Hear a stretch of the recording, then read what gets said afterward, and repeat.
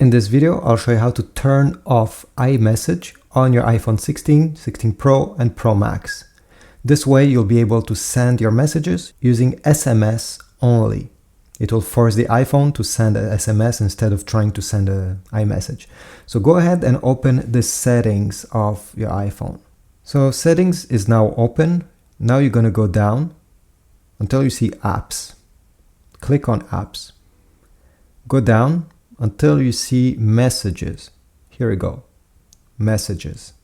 Click on it. And now iMessage should be turned on in green. If you tap on this, it will be off.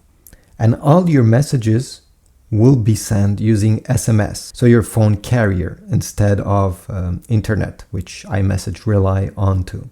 And here you see how many addresses iMessage is working with. You may have multiple addresses like a email, a phone number, or maybe multiple ones. Go ahead and you can uncheck and check which one of these you want to use for iMessage if, let's say, you don't want to use your email anymore for your iMessage account. If not, well, you're good to go. Thanks for watching. Leave a comment down below, subscribe, like, and I'll see you in the next one.